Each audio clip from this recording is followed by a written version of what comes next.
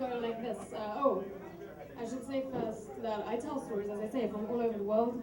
And for ROI, I thought I would bring you something about how important it is to express yourself. But we'll start like this.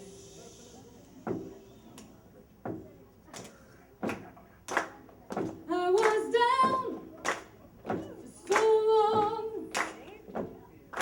Everything I did was wrong, and I found fault in everyone but me. And I was lost and alone.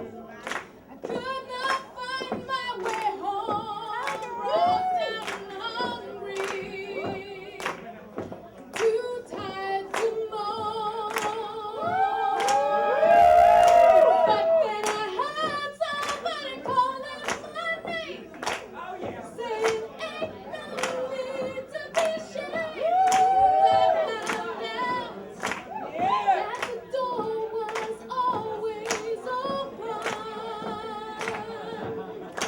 I was trapped in my mind, a prisoner of my own design, lost in a world of confusion. And I was there by myself.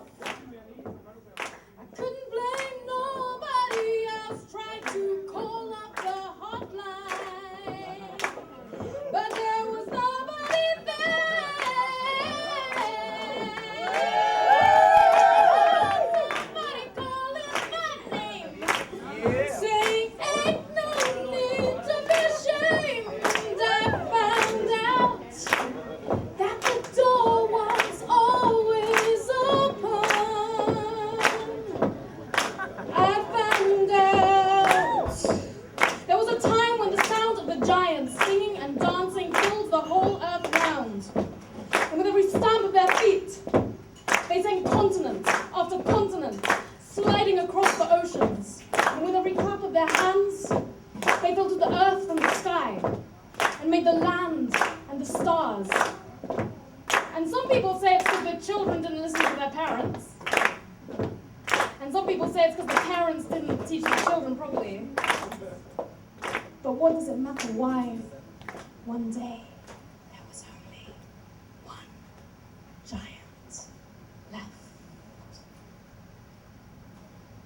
And when there was only one giant left, a great silence descended on the earth. And the last giant sat with his big rough feet pushed into the plush green soil, and his big round bottom on the cold hard mountaintop, his head in his hands and his heart in his stomach, because he was alone. And there was no one large enough left for him to love. But then a cloud brushed his head, and he looked up, and there in the sky he saw the moon. Oh, the moon. She was so big and bright and beautiful and bold, and she seemed to bring a glow to everything he passed. And he was so filled with love for her that he began to sing for her. Oh, moon, oh, beautiful moon. But she didn't reply. Oh, moon,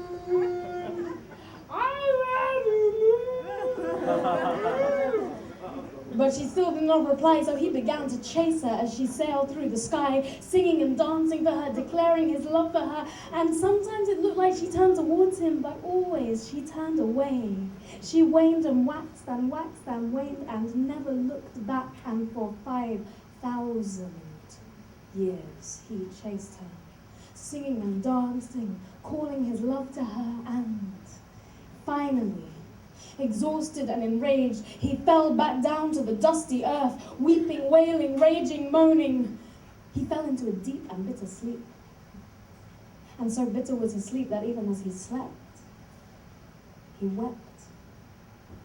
And so deep was his sleep that he didn't notice as his tears began to turn his leather skin to grass, and from grass to flowers, from flowers to bushes, from bushes to forests. He didn't notice when the insects came fluttering into him and the birds went zooming after them. He didn't notice when the animals burrowed deep into his belly, and he didn't notice when the people came. And when the people came, they said, "Oh,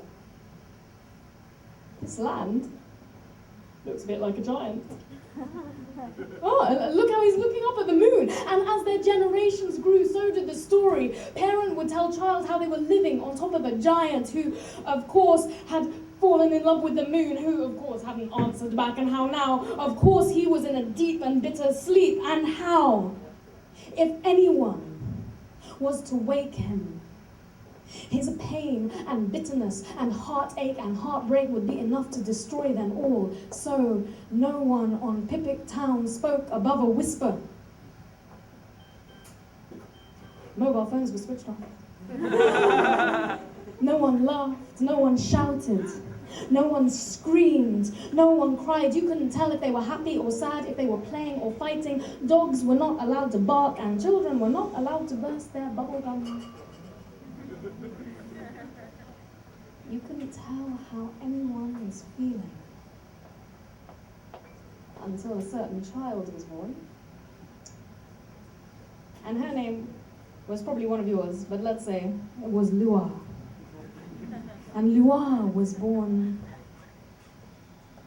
noisy. From the moment she dropped out the womb, whoosh, said her parents, "You'll wake the giant." But the older she grew and the larger she got, the louder she became. "Shh," said the people, "You'll..." I can do that, that's fine. "Shh," said the people, "You'll wake the giant." One day, Lua awoke and she saw the golden sun wheeling through an azure sky, falling down to the deep green fields and the dark mint valleys below and the trailing forests, and she was filled with a feeling. And the feeling began to turn into a sound that Lua had never heard or made before, and it went...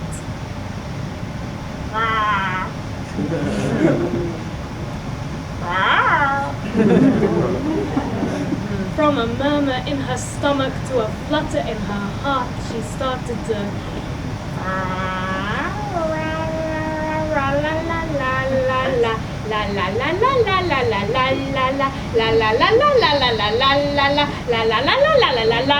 and she started to dance to the sound that she made. Off into the town went Lua. And her voice was so loud that things started joining in with her. Birds sang, cats called, dogs yelled, babies screamed. And their voices raised to such a cacophony you would think there could be no sound louder or longer. But then from deep within the earth came one more sound that Lua had never heard or made before, and it went from a grumble to a rumble, from a rumble to a moan, from a moan to a groan, so long and loud and low you would think the very earth would break into 1,000 moon rock pieces. It went, "Who woke me up?"